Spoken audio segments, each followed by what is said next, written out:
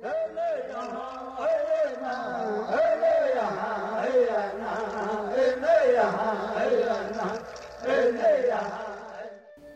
when I came here, I had the kids for 40 minutes. The entire week, 5 days. Out of the month, I see them 2 times. So they get 2 weeks of Navajo language and culture. Which if you add 40 times 5, that's about 200 minutes of language and culture each week. So they get about 400 hours of language and culture in the entire month, which is really, really, really good, and I have a lot of time to.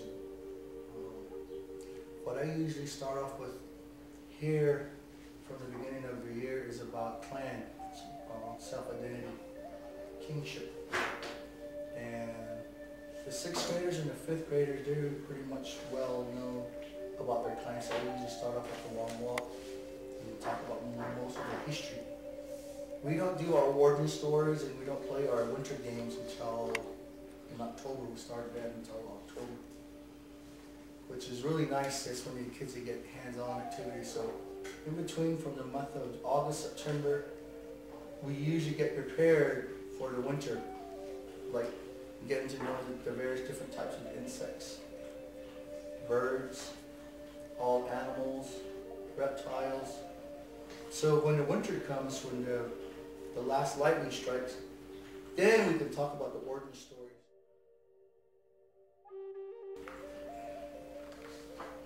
It's really complicated because our stories are passed on through oral. Like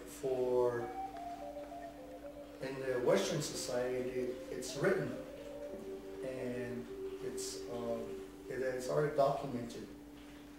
So it's very hard for someone to come on into my classroom and start telling me stories. Like we have a Pakistani boy that comes in my classroom. We have one Chinese comes in my classroom, and then we have another one that's from the Middle East. So we get these kids, and when they come in here, when I tell them these stories, they wonder about that. You know, they will ask privately, you know, like, are these stories real? And when you tell them they are, they want to have proof. Where can I get a book and read about it? You know. So it's I have to tell them that these are passed down through oral stories. But now recently they have books that are being coming out. Everything that I need is here, and I have an elder that comes in and helps me out. What they call it a foster grandparent, which the Navajo Nation government established. They passed a law where kindergarten and all Head Start children are supposed to be taught their children in Navajo. So when the kindergartner or when the Head Start comes into my school, they have a good foundation about Navajo culture. Even though at the young age, we stress to kids about speaking the language. But once they get here, I have them all the way up until their 6th grade. So I get to know the students, each one of them, like my 4th and 5th and 6th grade students. I know them very well. Every one of them, I know what their clans are, I know what their family background is. I pretty much know them. And by the time they leave to 6th to 7th grade, I get them establish that foundation of being respectful. My rules in here are, the first thing is about self-identity, about the clan. Following, meaning shaking hands, with establishing that connection, that communication. To speak for yourself, and that's one of the main things that I want my kids to do here is to speak for themselves. As you know, a lot of minority and ethnic people, they're tend to be shy, and they don't want to be part of the discussion. But one of my main goals here is to get these kids to be respectful and to be part of who they are, and then to speak for themselves. And that's very important to me because in life, we do need to speak for ourselves. Because as history has gone down, we are told to be shut up, you're stupid, you're an idiot, you're nobody. Those are the kind of things that we're still, that's what I want. I want my children to say, hey, no, we're not stupid. We're not, they need to stand up for themselves. Because I believe that that's the way how our culture is. That we have the right to speak for Mother Earth, and we have the right to speak for Father Sky, and all the animals and all the things that are in between. Because those are our responsibility. And that's what I teach kids in here, to be respectful and be responsible, and be the caretakers. So when they become my age, they will have that right to say, hey, this is not right. That's against our culture. Because in history, so a lot of the elders are being asked now, what are we doing wrong? What is it that we need to do? And there's a lot of that going on right now. A lot of the scientists, they're beginning to wonder about our way of life, especially through medicine. A lot of people are being recognized now through the indigenous way of teaching all over the world. People are discovering new methods and new process to heal one another. Just like last night, you guys went to a sweat lodge. Those are one of the things that we do in life to keep in balance.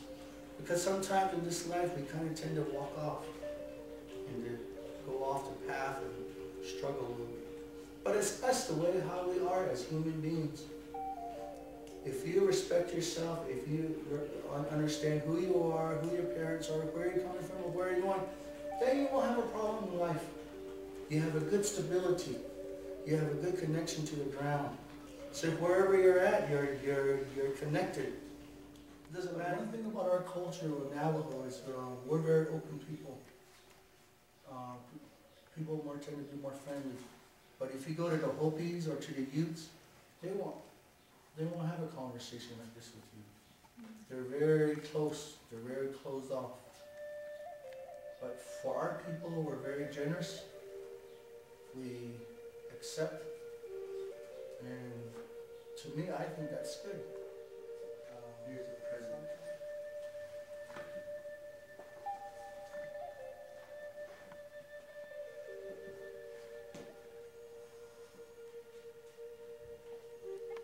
We call this the seventh generation.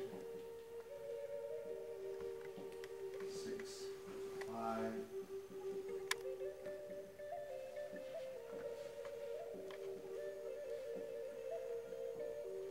These are the people that were on a long walk. Every cycle, there's a seventh generation. This is my generation right here. And there's my mom. This is my grandma. My great-grandparents. Great-grandparents, and then this is 3 to 3 of the great-great-grandparents. These people, my great-great-great-grandparents, that went on the long walk. Every 7th generation of that group, they had to overcome things that, like in present, like back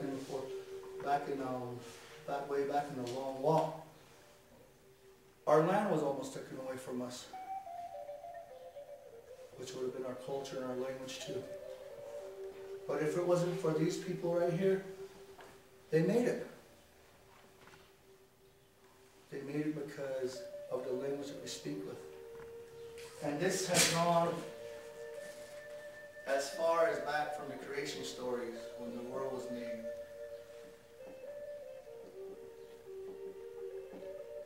So from the beginning of time, billions and billions of years ago, this is when our language came.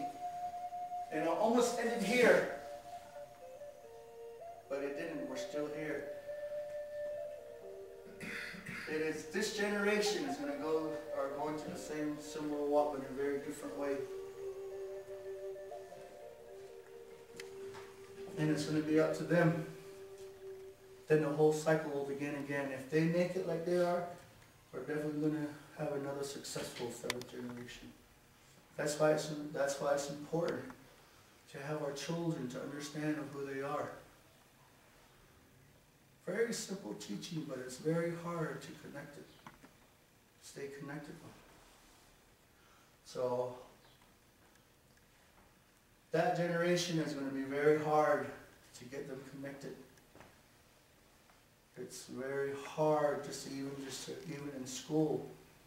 I think I'm the only one in here that's trying to make it to do something, except for the people that are at home who can teach them language and culture, which is very helpful. But the school system cannot do that unless if the whole school come as a group, like some schools do, and they go all the way through, like over in Windrock where I was at. There was no English taught, nothing but Navajo. From kindergarten, 1st grade, 2nd grade, figuring by the time they get into 3rd grade, they start integrating English language arts. Then by the time they're going to 5th grade, they got 50-50. Mornings all Navajo, and then the afternoons all English. I gave a girl a ride in the wagon. She crawled in and took control. She was tired, 'cause her mind was a dragging. I said, get some sleep and dream of rock and roll. 'Cause like a princess she was laying there, moonlight dancing off her hair. She woke up and took me by the hand. She's gonna love me in my Chevy van, and that's alright with me.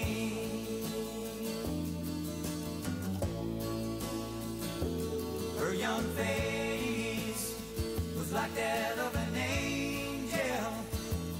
Her long legs were tan and brown.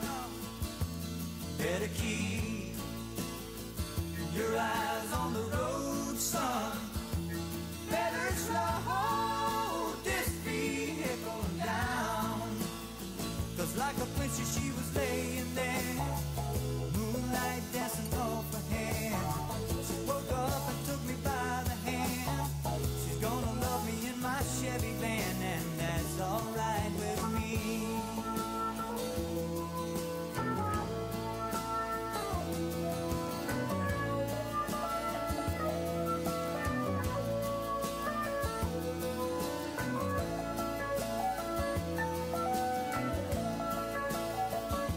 I put her out in a town that was so small. You could throw a rock from end to end. A dirt road main street, she walked off in